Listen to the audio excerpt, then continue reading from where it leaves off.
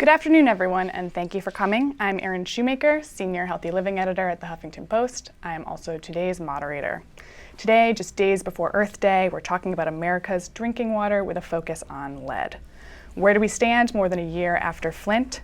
Are other cities at risk for contaminated water? And why are children in particular at risk for adverse health effects from toxic water? This event is presented jointly with the Huffington Post. It's streaming live on the Forum and the Huffington Post websites. It's also streaming on Facebook. Our panelists, starting from my immediate right, are Jeffrey Griffiths. He's the professor of public health and community medicine at Tufts University School of Medicine.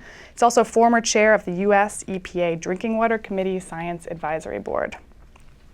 We have Stephen Estes-Smargiassi, Director of Planning and Sustainability at the Massachusetts Water Resources Authority. And we have Eric Feigl-Ding, epidemiologist at the Harvard T. Chan School of Public Health and founder of toxinalert.org. Joining us remotely, we have Moitrey Mazumdar. And Moitrey is a pediatric neurologist at Boston Children's Hospital. The program will include a brief Q&A, and you can email your questions to the forum at hsph.harvard.edu. You can also participate in a live chat that's happening on the forum website right now. Let's begin. Most of you are aware that toxic lead levels were detected in Flint, Michigan's water in 2015. Let's take a look at a video clip from the ACLU of Michigan. The narrative that they're using to get us to sit down and be comfortable with this situation is that the water is safe. But the water was not safe. In April, beginning of April, we found out my child had lead poisoning. Lead is a powerful neurotoxin. Childhood exposure to lead results in IQ loss, behavioral problems, and learning disability, all of which can push young kids into the school-to-prison pipeline. For children and adults alike, lead can cause extensive harm to almost every organ or system in the body, especially the central nervous system. Perhaps most disturbing of all is that the impact of lead exposure can be passed from one generation to the next. I'm terrified of what, the outcome of this, the aftermath of this could be neurologically for my children. Jeffrey, you used to chair the EPA's Drinking Water Committee Science Advisory Board. Can you give us a big picture about how safe the U.S. Drinking water supply is? Sure, thanks very much. The drinking water supply in the United States is, by most definitions, safe. It doesn't mean that it can't be improved, but it's safe. I drink tap water at the house. I don't use any special kind of filtration or things like that because it's not necessary. Having said that, it doesn't mean that we don't know of issues like lead. And in particular, if your community has high lead levels or if your house does, this is no joke and it's something that needs to be taken care of. Let me just start so we're all on the safe page, and that is that there is no such thing as a safe level of lead. Lead's bad for you. If it turns out that the lead in your house is lower than the action level that was determined first some decades ago in terms of regulatory agencies, it doesn't mean that it's safe. What it means is it's safer than a high lead level. And the action levels that were determined by the regulatory agencies were to cream off the crop, to cream off the top of the most risky houses or areas being served by water. So remember, no safe level of lead in water. Now, historically, what we've seen is a big decrease in lead levels in kids in the United States, and in adults too, but also in kids. And so that's mostly due to things like removing lead from gasoline and also from paint. It doesn't mean that we've done necessarily as thorough a job with pipes that are built into the ground that we can't see and that lead into your house. There's a very poor understanding at the granular level, at your household level, in terms of what lead exposures you may have. And that's because even if a utility which owns the pipes in the streets does not have lead, it doesn't mean that you don't have lead going into your house from those pipes. You own those pipes. And the pipes inside your house could have lead in them as well, as could the fixtures. So we don't really have a good understanding of that because in many ways responsibility is divided between the water utility in the street and then your house, because you're responsible for your house. An important part to this is an understanding that the infrastructure for water in the United States is really going down the tubes. And by that I mean it's old, it needs to be fixed. There's a lot we don't know about where there are problems. There are some utilities that are more on top of this than others. But the infrastructure issues that we see with highways, airports, telecoms, all this kind of stuff, it's the same thing, except if anything, the infrastructure for water delivery is worse off because it's buried in the ground and nobody wants to deal with it, right? And when you go to a particular town, you know, the cops, the fire, the school, that kind of stuff is an immediate need. The pipes in the ground, will wait a little bit longer on that. Maybe we won't fund any infrastructure there and stuff like that. Well, this is now gathered speed, and now it's a really huge problem. And so in the same way that we're concerned about infrastructure, we need to worry about that. One of the things I want to say is when it comes to infrastructure, there's a very specific issue which has arisen, which is lead exposures in schools. Now, if you really want to make your kids stupid and you really want them to have health problems, why don't you make sure that they get offered water with lead at school? That's really, from a societal point of view, about as stupid as you can get. And so there's a lot that you'll read about school-based lead exposures, and I hope you pay a lot of attention, and I hope that all of you who have kids at school are going to be looking into this yourself and finding out what you can about this. There are many schools that are 50, 60, 70 years old infrastructure, and what are those bubblers? They may have lead leading into them. So this is something which is a hot issue, and I think it's a totally appropriate issue. Having said all of that, from my point of view, this is a massive story of political failure of leadership.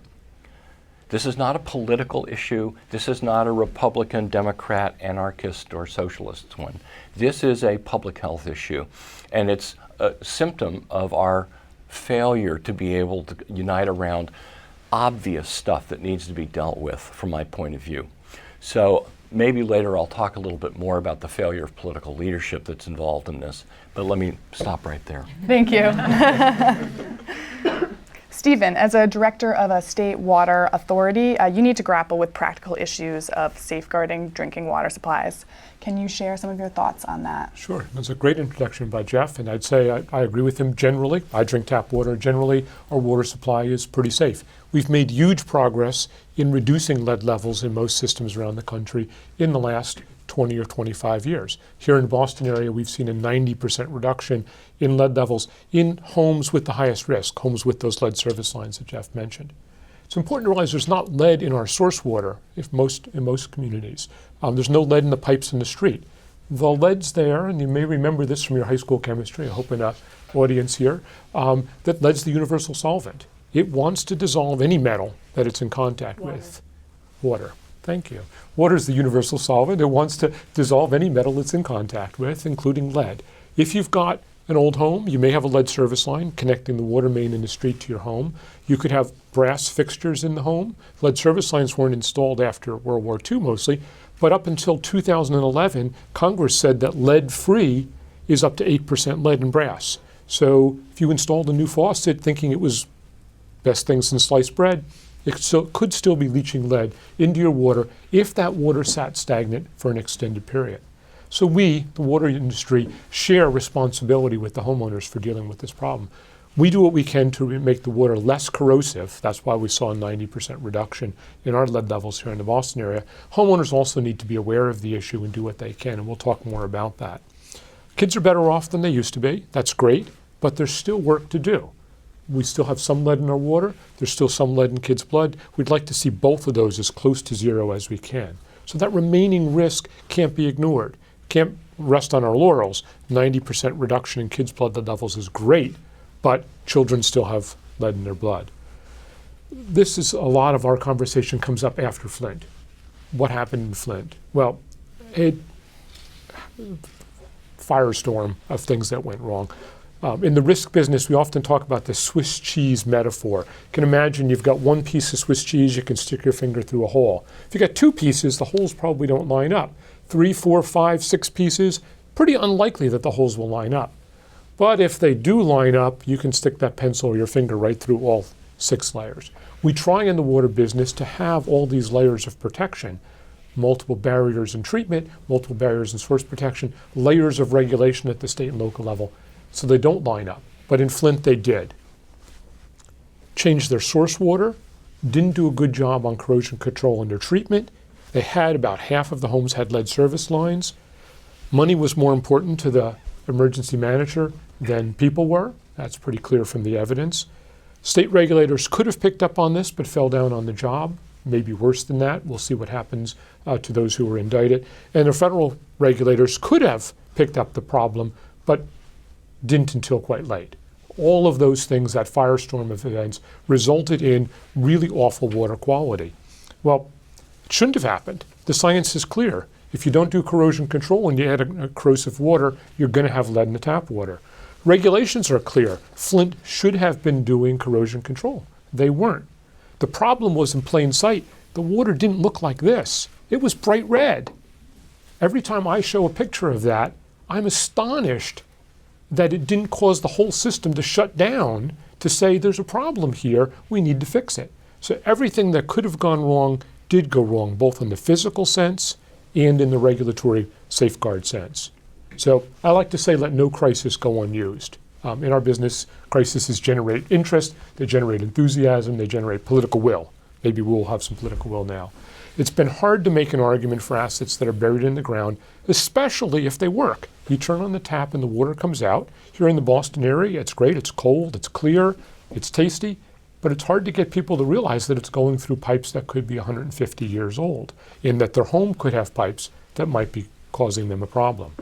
But across the country, post-Flint, lead service lines are being replaced. Here in Boston, we're seeing a lot of that going on.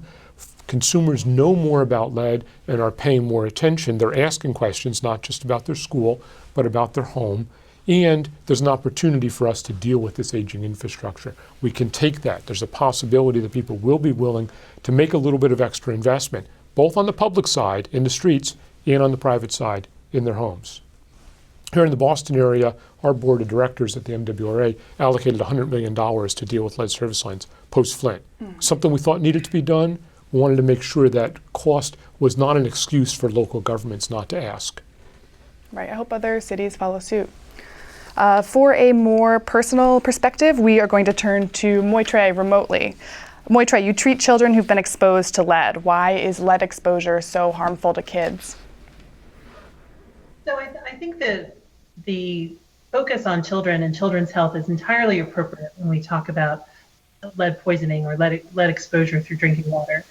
I'm a pediatric neurologist. You know, what we focus on is the brain development of children, because it's a very complex process that starts during pregnancy and really goes through adolescence. And it's a complex process where synapses, which are the connections between different parts of brains, are formed, they're selected, they're modified. And there's evidence, a wealth of evidence, both in humans and in animal models and many other experimental models, that lead disrupts many of these very important processes of brain development. Because children's brains are growing and making connections, important connections, disruption at this time period is more harmful, and the results are more long-lasting. There's evidence lead is certainly harmful to adults, and lead exposures in adulthood are also important and also not good. But there's more evidence that that kind of exposure is reversible if the lead, the source of exposure, is taken away. Children, that seems not to be so, and it's because it's affecting the very fundamental processes of brain development. This is not a matter of scientific question anymore. I think it's important to emphasize that. There's overwhelming evidence that lead exposure at various levels, high levels and even levels, in the range of what we saw in Flint and other communities, are harmful. And the best or the most studied outcome is IQ, is a measure, sort of a broad measure of of cognitive and function. But there are other outcomes that have been associated with lead exposure in childhood, including behavior, academic achievement, even socioeconomic status. And a very important study that's recently come out is one from New Zealand, which has shown after 30 years, almost 30 years of follow-up of children who were exposed in late childhood, that children had poor academic achievement and poor socioeconomic status. It could be associated directly with the lead exposure. What was interesting about that study was that it didn't, this was a community in which there weren't associations between other factors that affect these outcomes and lead exposure at the beginning. So in the US, we often say, well, we know that lead is associated with lower socioeconomic status, with race, with poor educational opportunities at the beginning. And so sometimes there's an argument that, what we're measuring is not lead, it's the factor, these other factors. But I think we have evidence to show that really it's lead that's toxic, this chemical itself. You asked me what we see in Boston, and what we see in Boston, we still see lead poisoning in children, and at levels that are very high, in lead levels in 30s or 40s and 50s. And most of those children we find are exposed through lead paint and not through water. And I think it's important, even though the focus of this conversation is about lead in the water, to remember that in communities such as Boston and other cities around the world, including Flint and other cities in Michigan, the lead paint is still a very important source of lead exposure to children. And that maybe where kids really get these high exposures that we know for sure are very detrimental to their outcomes in adulthood. All right. So I think the message is, these are permanent, these are high, these are present, and we know the science really supports that prevention is the answer and not mitigation. We really need to echo what the other speaker said. Really, it's a matter of political will. If we can get it, we know when we need to act and who's the most one. Thank you, Moitre. Eric, you're an epidemiologist. How did you get into lead in particular? Well, epidemiology was originally founded when the cholera epidemic in London it was stopped when John Snow, removed the pump handle and stopped the cholera being spread during the wells there. So epidemiology has always been chasing basically what's in the water for a long time. And it was because of all the regulatory failures and the government failures and the local Flint failures. After last year, I was thinking, we have to do something about this. Because in all other areas of health, say obesity, diabetes, high blood pressure, heart disease, there's medicines for all these cholesterol, blood pressure, blood sugar, and there's lifestyle and there's diet. And even if you don't prevent it, there's treatments. But for lead, the brain damage that Moitre mentioned in children is permanent. And I think not many people realize that. There is no treatment. For a child that's lead poisoned, they are lead poisoned and IQ and cognitive poisoned forever.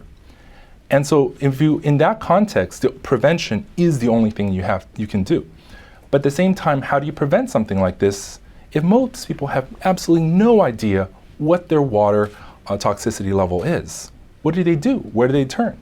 Well, if you turn to the EPA, you'll probably spend half an hour, over an hour, and it's very unlikely you'll find the answers of what your lead levels are. And that's extremely frustrating. And if you have wells, then you can't find any there at all. And U.S. Geological Survey, it's almost very difficult as well. And nationwide, the NRDC says there's 18 million Americans drinking lead-contaminated, high lead level waters. And USA Today puts that at 2,000 water systems in America. These are just cities. These are not rural areas. And there's actually 4 million people living in rural areas that are completely outside of city water departments that even test them whatsoever. So there's a huge amount. And again, at the 15 parts per billion EPA action level, that is just the tip. Boston, if you actually look at the lead levels, Boston reports actually lead levels around 10 parts per billion. And scientists already agreed 10 parts per billion is very toxic. FDA regulates bottled water has to have less than 5 parts per billion. Boston is actually double that. And in East Boston, the communities in East Boston by the airport actually exceed 15 in their waters. It's red, basically. But the impossible thing is, people don't have the time to follow this. How do we even find out about this? And this is something that affects generations. So it's not just, even if you're drinking absolutely crystal clear water with no lead whatsoever and no lead in your blood whatsoever, and you go to Whole Foods and you eat organic, if you were actually exposed when you're a child or a teenager, as a mother, as a woman, the lead actually gets sequestered away into your bones. And you could be completely normal. But when it's time for a mother to have a child, and she basically starts cannibalizing all the stored calcium in her bones to grow the baby, all the lead from her childhood exposures from 10, 20, 30 years ago starts leaching out and getting into the children. So this is something that is generationally cascading. It's a pernicious thing. And if we don't prevent it now, our children will be harmed forever, and our children's children will be harmed forever. So that's why we decided, look, the data is almost impossible to access, and then again, almost really, really impossible to keep up with, because water changes. So what we did was, we rallied a group of scientists and engineers, and we built a platform, a public geosocial network platform that aggregates all the data from the EPA and U.S. Geological Survey, and we created an alert system, kind of as our solution, grassroots solution, to solving this crisis and preventing it if governments are not yet able to step up. And so I just wanted to quickly show you that the video describes toxinalert.org. Water is our most sacred natural resource. But how would you know if your tap water is contaminated? How would you know if water in your schools and neighborhoods are polluted? And if you knew, how could you alert your community? How can you directly make a difference? Toxin Alert is the first ever nationwide social network and alert system for water. Founded by public health scientists from Harvard and a team of parents and engineers, our mission is to empower citizens to protect our children's health. We provide the latest water quality data from EPA and other agencies, combined with lab-certified tests of water samples sent from a network of active citizens like you. You'll receive up-to-date critical alerts of potential water hazards near you and gain the power to alert your community. Join Toxin Alert and help us prevent future tragedies together. With your support, we can help make sure it will never happen again. Let's do it for our children and their future.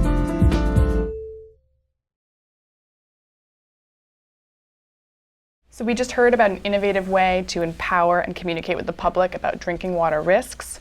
Stephen, that's part of what the MWRA does. What concerns do you typically hear from the public, and how do you respond to them? We hear things come in through the website, they come in from telephone, people send us letters. The most frequent we get are folks calling, frequently new moms. So when I talk to a customer, I want them to know a couple of things. I want them to be knowledgeable about all their lead risks. As Moishe said, we need to think about lead paint, lead dust, and lead in water. We don't want to misdirect someone and get them to thinking that there's only one issue they should think about. We want them to learn how to manage that risk, but we don't want them to be scared of tap water. Drinking water is part of a healthy lifestyle. You need to be able to be comfortable with that. So what kind of things do we tell them? We tell them, be alert, have your water tested. Every house is unique.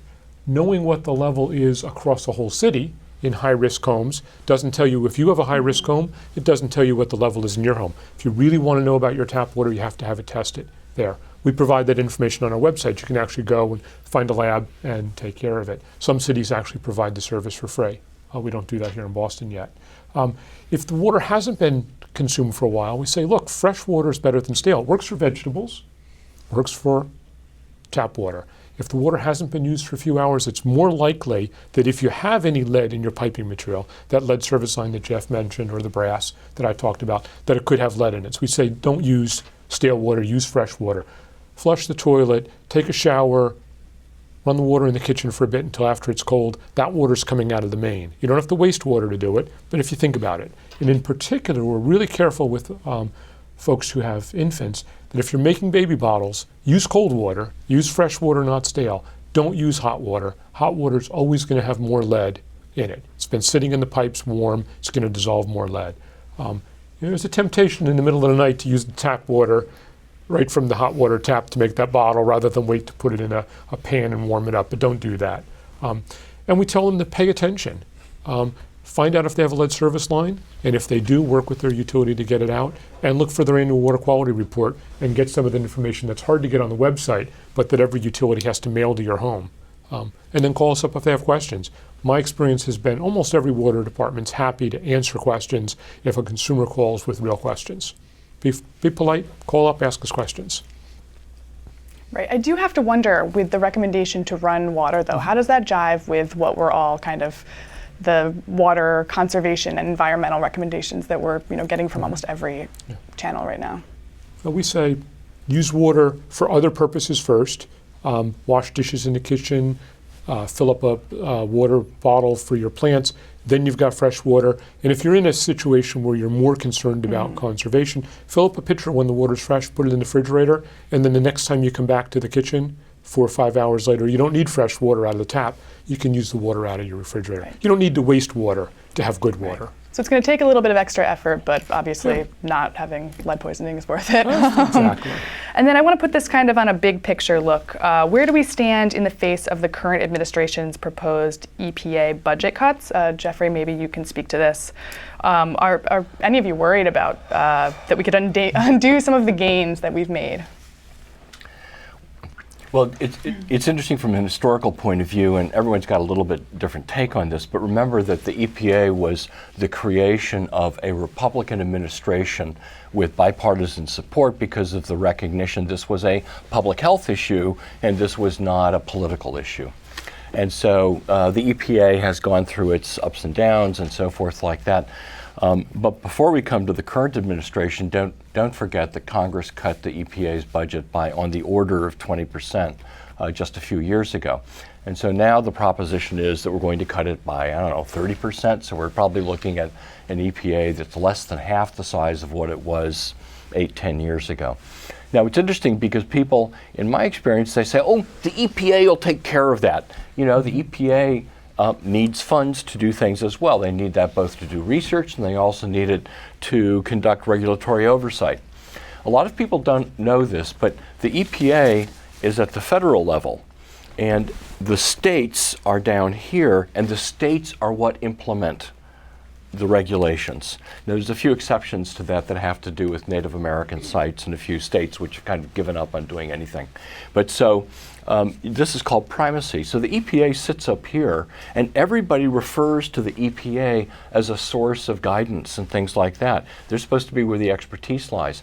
And if a state fails, like Michigan did, the EPA is supposed to be able to step in. Now, of course, I just would remind you that in Michigan, when they failed, the CDC, for example, was called in to deal with a concurrent epidemic of Legionella, but Michigan said, no, we don't need your help. So there is this kind of need to have a strong EPA that's able to deal with these common public health, common sense problems that we have. So I'm actually quite pessimistic that we're going to have anything remotely at the same kind of level of things. I mean, if the EPA makes it through this period of low support, I think that what we're going to see is the guidance of the last decade being projected forward. But do I see any far-sighted kind of stuff around, for example, mapping where the lead risk is, and then the pressure to to do this that's pushed by the EPA to the state and then the local level, I think that that's unlikely. And so I'm really very concerned about that. Right, yeah. I'd be curious to hear what you think, Eric. Obviously, your website seeks to fill that gap in some ways, but... Right, so EPA is one of the cornerstones of the data, but it's not the only. EPA actually, they have a division that actually enforces those who exceed the EPA action level. It's their ECHO enforcement database. And oftentimes I already noticed in data that there's high lead levels, but there's actually no enforcement flag that's been instituted by the EPA. And I think when you cut an agency by 31%, even if all the staffing is still maintained for water, I think the enforcement capability will be much diminished.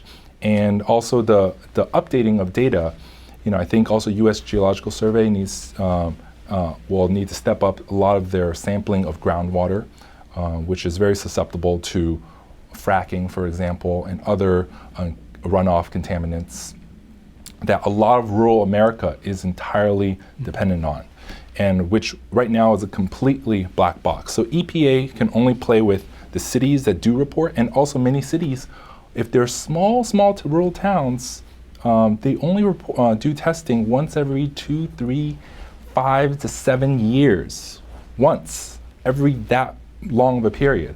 And right now, I could see so much of those testing and also enforcement of these regulations falling by the wayside. And so I think for the states, I actually think for Michigan, instead of basically kicking the can around, we need really, really good leadership on the state level. And that's why I'm actually very proud that the Detroit City, a former city health commissioner, Dr. Abdul El Said, is actually running for governor because you really need public health leadership to solve these kind of issues. And for Michigan, I think that's what we really need. As a citizen, I'd say infrastructure has frequently been funded locally. And so the real pressure point as a water supplier comes from our customers. So EPA is great for setting guidance and doing research, and they have moved the ball forward in the decades since the Safe Drinking Water Act was first passed and EPA was first created. But real decisions on whether investment is made in water are made at town meeting.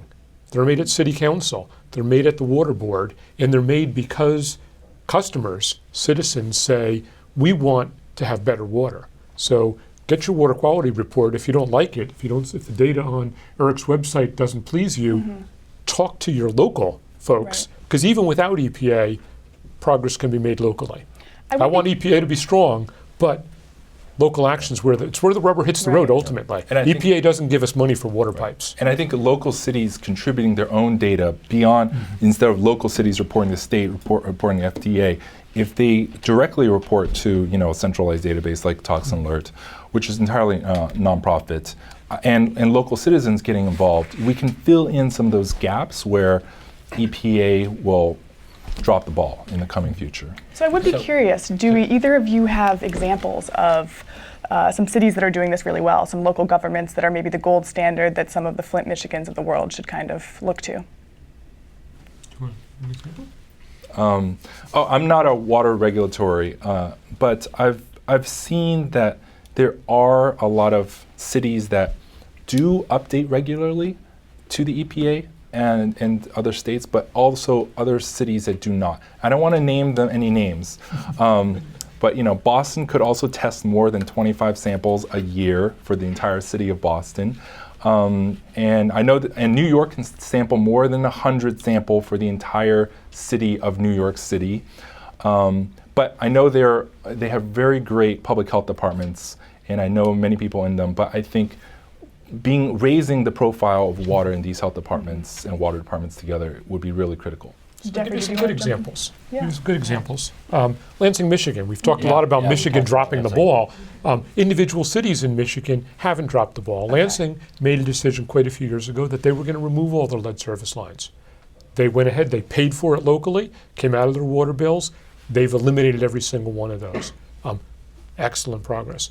A number of cities around the country have done great things with getting information out there. Boston has an interactive GIS map, has had it for a number of years, where you can type in your address, find out whether you've got a lead service line, see if your neighbors have lead service lines. If you want to buy a house, see if it has one. That's been duplicated around the country in Cincinnati and a number of other places. Folks also have pushed more for data. New York collects a small number of samples as required by law, but they also collect tens of thousands of samples around the city voluntarily for homeowners who are interested in knowing about their own individual lead levels. Because as I said earlier, knowing what happens in the city is interesting, but I really want to know what's happening in my house for water my kids drink. So not necessarily that worst case overnight stagnant sample that EPA requires the test, but what about when the kids come home from school and fill up a glass of water? What's that one like? Well, I suggest when a homeowner calls me up to ask, I said, well, just before you fill up the glass of water your kid was going to drink, fill up the testing bottle and send it into the lab. Now you know what the real answer is. So there's positive stuff going on. Absolutely. Did you have a comment you wanted to add? Well, I wanted to make a comment about the kind of data that's out there too, and the kind of information. Historically, what was collected at the state and then the federal level was often not the exact number that your water tests at. So let's say your test is 14.5 and 15 is the action level. That would be okay. And so if somebody next to you is 15.1, that would be an exceedance. And so what gets reported would be one exceedance and one okay. And so one of the reasons why we're still grappling with this, and we're kind of really behind this, 30, 40 years behind where I think we should be, is because that's the kind of level of information that gets kicked up the system. So when you go into databases, often it just has, didn't meet or did meet requirements. So I'll give you an example that if you read the newspapers in Portland, Oregon, Oregon's been running average tested levels sometimes in the 14.9 region in some parts of the city for quite some time. And it had been higher than that, but then they adjusted where the risk was going to be assessed. And so now it's running just under 15. And so allegations have been made that they've been fiddling the data. I'm not trying to say they have, I'm just trying to say that's what's And legally, they can toss out the highest 10%. So if out of 100 samples, 10 actually exceed 15, and the 90th actually does not, they don't have to report any of the top 10. So the business about actually having real information. I'm going to interrupt though. Eric, you're wrong. Every single data point is required to be submitted to the regulator. So I submit all that data, my regulator sees it, they can act on it. The 90th percentile, what was set in the regs, that's the global number to compare to the action level. But every single data point needs to be submitted by law and needs to be done in a certified lab. But for a city, whether they exceed or meet, it goes by the 90th percentile, not the individual homes. And when you report in your annual water quality report, you have to say how many are above that and how many are below it. Mm-hmm. So the citizens have that information, regulators have that, the water department has it. Choosing any number, when we say we have to report the average for some contaminants over multiple samples, that means we report one number, not the whole range. What I want to say is we need to be thoughtful about folks using information, using the data, and not focusing as much on... Right, but when we talk about what's the weather like, people just remember the average and remember what's the single number that's reported. So I'm just making a comment. Well, so you can see even from this discussion that this is the kind of thing where quote unquote reasonable people have come up with ways to deal with reasonable ways of looking at the data. But I think that the public is unhappy with a lot of this. And I would actually urge all of you to get engaged in this issue and to think about exact numbers and stuff like that. A lot of the decisions that have been made about what gets reported and the 90th percentile and stuff like this may not stand to our current concerns or the advances we now understand about lead exposure. Just want to make the point that it's not just the kids. It turns out there's pretty good data now that cognition of adults is also affected by lead.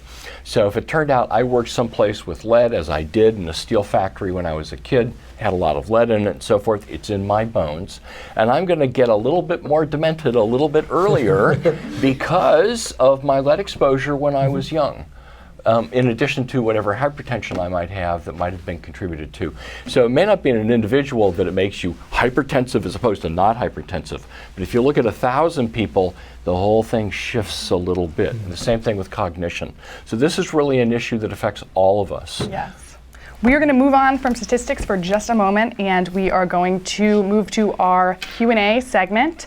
We are pleased to have in our audience Ronnie Levin of Harvard Chan's Environmental Health Department. Welcome. As a former analyst at the EPA, Dr. Levin played a crucial role in the agency issuing historic standards for lead in drinking water. Dr. Levin, if you could start us off on our Q&A with just a question or a comment, that would be great. Thank you very much. So there's a lot of talk about the lead pipes, but in fact, in Flint, it was the same number of lead pipes the day before and the day after. The issue is the water. It's whether treatment is being done, whether it's being done well. And the focus on lead pipes is a bit of distraction to point fingers at others that you may or may not control. The only measure that really works is the lead level in the faucet in the house, and that needs to remain the compliance measure. That's what the utility gets their feedback on their program, their treatment, and that's what people find out their risk. We can't move away from that. Just FYI, both the enforcement programs and the lead programs have been eliminated from EPA's budget proposed in 2018. And finally, Steve, this is from the Boston Globe last year, the 16, in 2016, and it says communities with at least one home that's above the action level in 2015 were Boston, Meldon, Melrose, Milton, Newton, Somerville, Stoneham, and Winthrop. One Malden house had 600 parts per million. I think that there's room for improved corrosion control. Thank you, Dr. Levin. We're going to take some online questions right now, and I think Lisa is going to cue those up for us. I do. Thank you, everyone. And Moitre, this is actually a question for you. It says, I read that lead exposure can be passed down through the generations and that it results in epigenetic changes that can be seen in the children and grandchildren of those exposed. Is that true? So I think when we talk about generational changes, I think there are, the way that Eric had proposed it, that there's lead in women's bodies that gets mobilized during pregnancy, and so infants who are exposed in utero can have very high lead exposures from mothers who are exposed to lead, and that is happening at a potentially very vulnerable time in brain development, which is during pregnancy. And so there's certainly that, and I agree with that. And I think the science of epigenetics is a new one, and one that is that we're learning a lot more. And certainly we've seen that there are epigenetic changes that are related to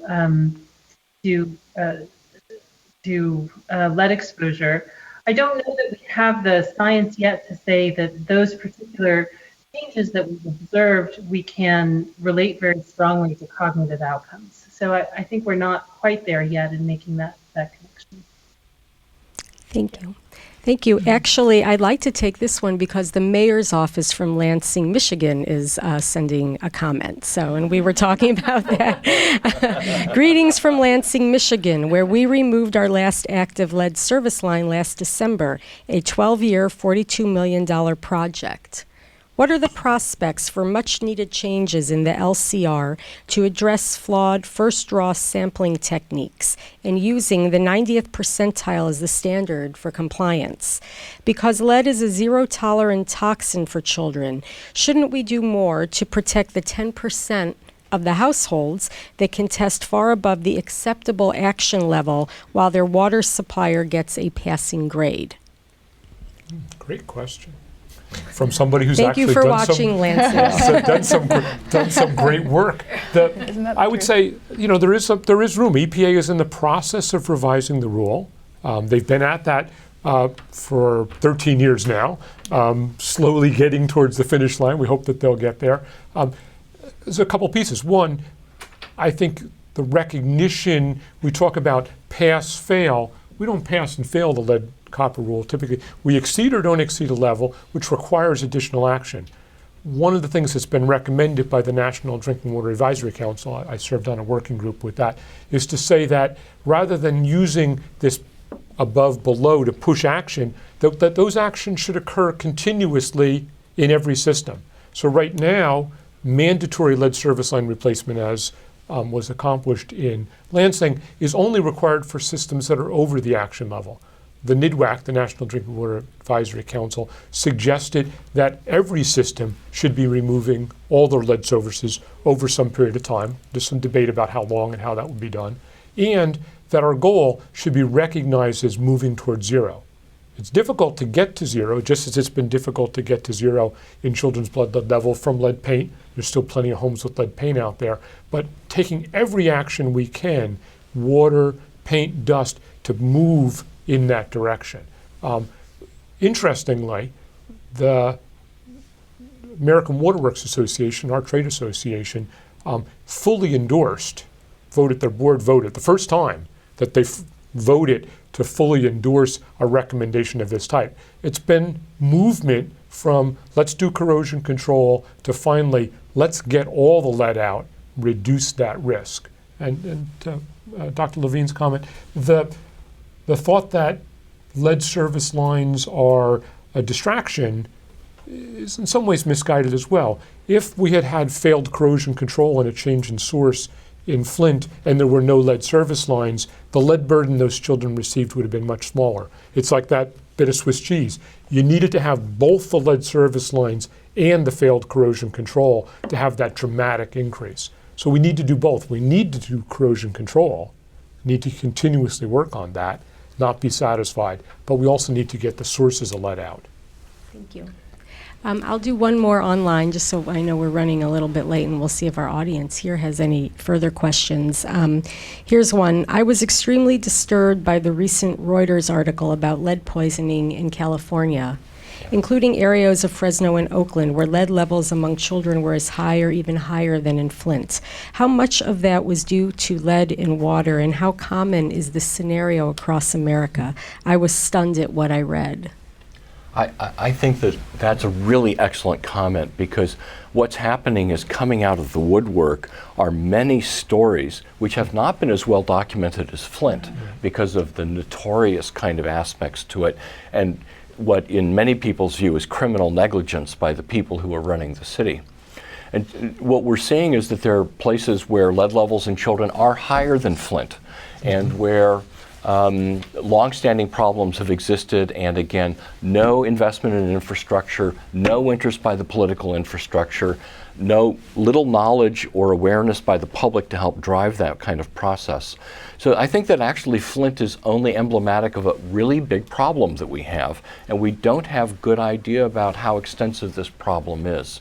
We can certainly say things like, well, if your house was built before a certain point, then lead pipes may have been used, and therefore you're at high risk compared to a neighbor whose house was built in 1980 or something like that. But then again, the issues of other places where people get exposure, either the workplace or schools, for example, that may be older and things like that. I just think there needs to be a mapping of this. We need to do this probably in some kind of a combination between governmental bodies as well as kind of crowdsourcing in terms of what's going on, levels that people are detecting and things like that. It's very disturbing. The stuff from California is just like, oh, you don't want to read this, it's so bad. But I have heard about this from Cleveland, the number of middle American states, if you will, and not just the ones that are on the East Coast or the West Coast. So I think that I'm going to get back to this point about leadership. We need leadership. Now, most politicians are behind the people, they're not in front of the people. So again, I really urge all of us to get in front of the issue and make it something so that there are some resources to go. Even if you're only mapping your schools, you know, that's still a major place of exposure. Yeah. And that's actually what Toxin Alert does. We, in addition to mapping homes, we have a Safe Water for School campaign where we want every single school in America mapped. So we have 130,000 schools. And I think, again, until the government gets their act together, whether it's EPA, state, or local government, I think we have to take the data and our own leadership and our children's health into our own hands and really be personally aware, you know, all the different ways to minimize exposure, find out your own, and be alerted whenever new data comes out that tells you water in your school or your restaurants near you or have high levels of various lead or other contaminants such as arsenic. Yeah, so everyone test your water, send it in. I'd love to take some questions from the audience. Does anyone have a question they would like to ask? Yes. I'm curious as to whether there's geographic disparity in the U.S. according to rural or urban residents, and is there bias in our knowledge of whether there's a disparity because perhaps maybe rural areas are less surveillance than others? Absolutely. This disparity is actually huge because the wealthier cities and towns can afford more testing, and while the rural areas cannot.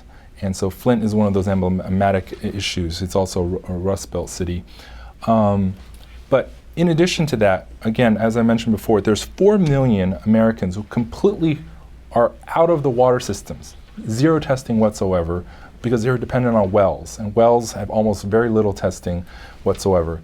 And for small communities, even if they are tested and managed and have to follow EPA regulations, some of them are so small they're tested once every 5 to 7 years, which again completely falls off the radar in terms of managing or being alerted to hazards. So, and again, testing costs money. It's not that expensive actually, especially if you consider the number of children who goes to each school. It's pennies per children, and I think the long-term corporations and other sectors besides government need to step up and say, look, this is important for our children and our children's children, that we should, maybe corporations should consider sponsoring the more low-income areas that cannot afford these tests to really fill in the gaps that EPA and other cities cannot fill. Definitely. I think we probably have time for one more question. Do we have one last audience question? Don't all jump at once. I do have an online question, plenty that are coming in that we can take. And this is about schools, actually, that just came in. Will replacing fixtures actually solve the problem of lead in schools? What about plumbing replacement if the lead is leaching from pipes leading to the fixtures? What is the actual magnitude of this problem in terms of schools affected and potential cost to fix? There's really interesting data about this because we've identified, for example, the bubbler. And the bubblers used to have lead lines that went from, lead tank. Yeah, exactly. And it would come, so the kid would be drinking lead, super duper stuff. But so if you look in the New York system, for example, what has been found is that sometimes there are very high lead levels that are found, and that's because there is a lead line going to a bubbler, to a series of fixtures and so forth, and someplace else it's a different kind of pipe. This brings out the question then of, that you need to map the whole thing. You can't just go test 3 bubblers or 3 fountains in a school that's got 10 or 20. You really need to do each one. And what's been found is sometimes there is lead and sometimes there isn't. And so the kind of answer to that question is that the questioner is very accurate to be concerned about lead lines in schools as well, and the only way to find out about that is actually to do testing. Yeah, maybe add to that slightly. One, yes, the pipes in the wall can contribute, and that's not just the fixtures. And that's why a number of systems are now looking at installing appropriate certified filters that will remove lead in school fountains. as a measure, because if you think about a big old school, trying to replace all the plumbing is a huge effort. And just in terms of environmental risk, those walls probably have lead paint, and they probably have asbestos and 7 or 8 other things going on. Any renovation in a school is a big deal. So some of the schools are saying, let's replace the fixtures, and we'll kind of belt and suspenders this new fixture and the filter. That reduces the risk that the lead plumbing in the building, lead solder in the building could be contributing. So it's interesting from a regulatory perspective, but we're getting there. Thank you. To add to the buildings, I think when people think of buildings, you should also think of your own homes that you buy and rent. Yeah. Because when you rent and buy a home, you ask for a lead paint report, right? It's required by the landlord to hand over to the tenant. But no one ever asks or does an inspection of what is the lead levels in the pipes and of the water that comes out of the home. And I think when people buy homes, rent homes, that should actually be the new question, not just the lead paint, but what is the lead in the water that in their home? Absolutely. And we could have another whole forum just on that, but we are going to wrap up here.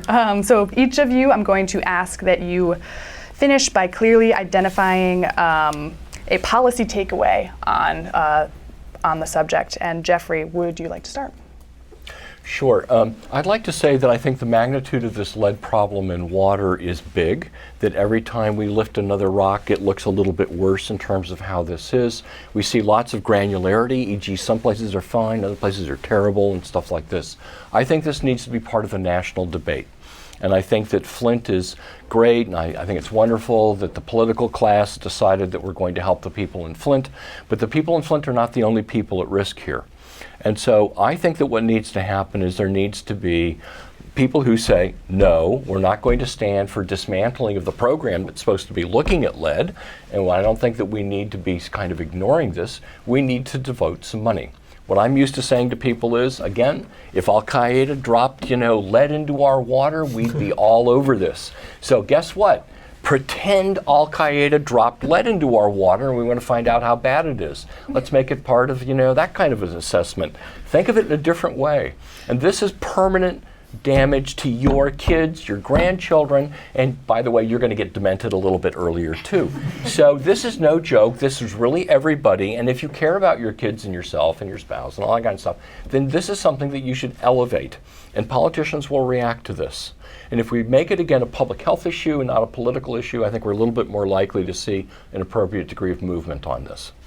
Thank you. I'll second Jeff's comment, and I'll say another thing that the NDWAC, the National Drinking Water Advisory Council recommendations push for that I think is critical is better coordination at the federal and state level between the various risk programs. Right now, here in Boston, city will spend $30,000, $40,000 removing all the lead paint in someone's apartment that has a child in it.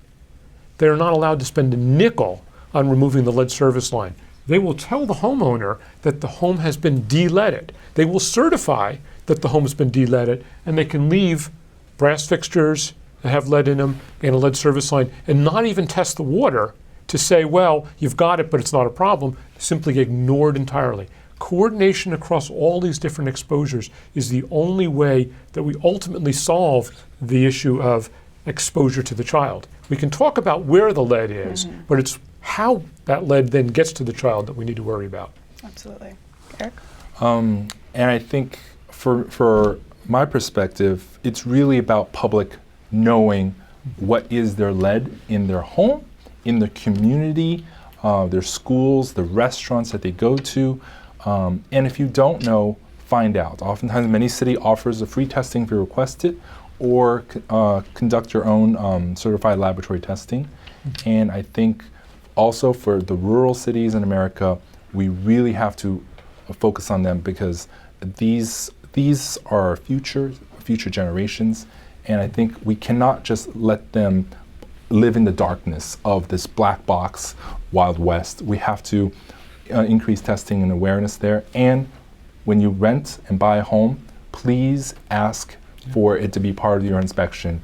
So what is the leaded water situation in a home, not just the paint? Thank you. Moitre, do you have a policy takeaway that you'd like to add?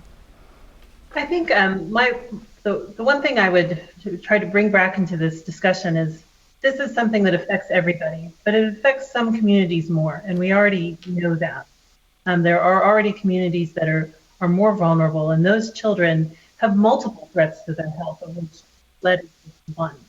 And what's the policy takeaway is for the children who are exposed to lead, they should not also then be exposed to poor nutrition and a lack of educational opportunities, early education, and preschool education. I think we have a responsibility as we're sorting this out to make sure that we don't further put these children at risk, and that we invest in them. Thank you. This concludes today's panel on lead-contaminated drinking water and children's health. Thank you for joining us. We encourage you to continue the conversation on the forum website and at forumhsph.org, and to watch the next forum on the opioid crisis. That will be May 5th at 12:30 p.m. Thank you.